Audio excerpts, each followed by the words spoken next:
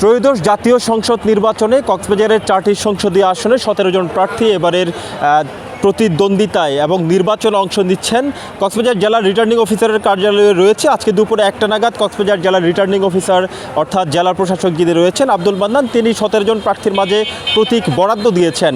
4টি সংসদীয় আসনে বিএনপি জামায়াতের প্রতিটি আসনে 2 জন করে প্রার্থী রয়েছে।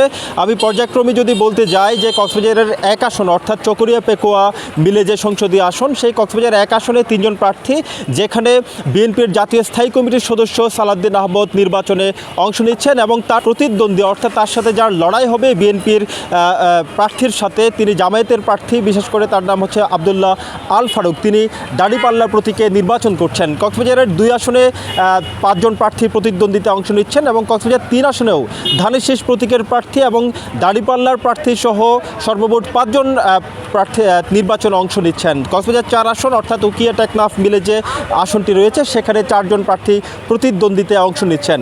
গতকাল ছিল মনোনয়ন যাচাই বাছাইয়ের শেষ দিনে 20 জন প্রার্থীর মধ্যে 3 জন প্রার্থী তাদের নিজেদের প্রার্থিতা প্রত্যাহার করেছে, যার ফলে কক্সবাজারের 17 জন প্রার্থী প্রতিদ্বন্দ্বিতায় অংশ নিচ্ছে বলে আমরা জানতে পেরেছি।